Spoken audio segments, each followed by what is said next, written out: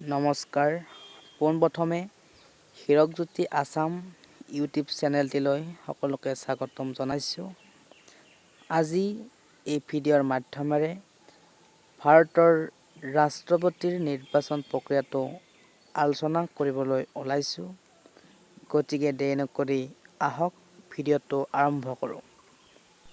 ভাৰতৰ ৰাষ্ট্ৰপতিজনক পৰোক্ষ ভোটৰ জৰিয়তে নিৰ্বাচিত কৰা হয়।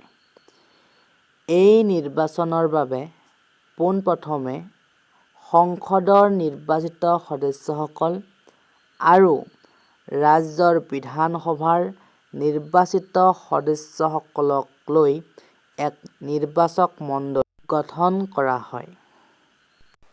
ইয়াৰ পিছত অৰ্থাৎ নিৰ্বাচক মণ্ডলী গঠন কৰাৰ পিছত ৰাজ্যৰ বিধানসভা আৰু সংসদৰ নিৰ্বাচিত সদস্যসকলৰ ভোটৰ মূল্য নিৰ্ধাৰণ কৰা হয়। ৰাজ্যৰ বিধানসভাৰ নিৰ্বাচিত সদস্য এজনৰ ভোটৰ মূল্য নিৰ্ধাৰণ কৰাৰ ক্ষেত্ৰত ৰাজ্যখনৰ মুঠ জনসংখ্যাক বিধানসভাৰ নিৰ্বাচিত সদস্য সংখ্যাৰে ভাগ কৰা হয় আৰু ভাগফলক 1000ৰে হৰণ কৰা হয়। যদি ভাগশেষ 500 বা তাতকৈ বেছি হয়, তেনে ক্ষেত্ৰত প্ৰত্যেক সদস্যৰ ভোটৰ সংখ্যাৰ লগত 1 যোগ কৰা হয়।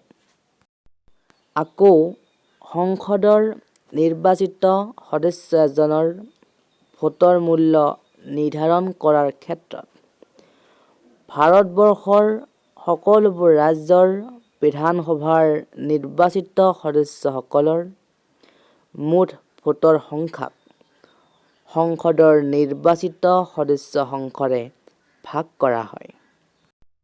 যদি ভাগশেষ ভাজকৰ আধা বা তাতকৈ বেছি হয়, তেনে ক্ষেত্ৰত প্ৰত্যেক সদস্যৰ ভোটৰ সংখ্যাৰ লগত 1 যোগ কৰা হয়। ভাৰতৰ ৰাষ্ট্ৰপতিজনক একক হস্তান্তৰযোগ্য ভোটৰ জৰিয়তে নিৰ্বাচিত কৰা হয়। এই পদ্ধতি অনুসৰি নিৰ্বাচক মণ্ডলীত অন্তৰ্ভুক্ত সদস্যসকলে এই নিৰ্বাচনত প্ৰতিদ্বন্দ্বিতা কৰা সকলো প্ৰাৰ্থীকে নিজৰ পছন্দ অনুসৰি ভোট দিব পাৰে। কিন্তু প্ৰথম পছন্দৰ ভোট প্ৰদান কৰাটো বাধ্যতামূলক। এই নিৰ্বাচনত এজন প্ৰাৰ্থীয়ে বিজয়ী হ'বলৈ কোটা ভোট পাব লাগে। নিৰ্বাচনত বৈধ ভোটৰ সংখ্যাক 2ৰে হৰণ কৰি তাৰ লগত 1 যোগ কৰি পোৱা সংখ্যাটোৱেই হ'ল কোটা ভোট।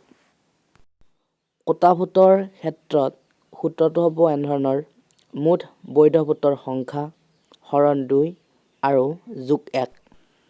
যদি এজন প্ৰাৰ্থীয়ে কোটা ভোট লাভ নকৰে, তেনে ক্ষেত্ৰত আটাইতকৈ কম প্ৰথম পছন্দৰ ভোট লাভ কৰা প্ৰাৰ্থীজনক বাদ দিয়া হয় আৰু তেওঁৰ ভোটখিনি আন প্ৰাৰ্থীসকলৰ মাজত ভাগ কৰি দিয়া হয়।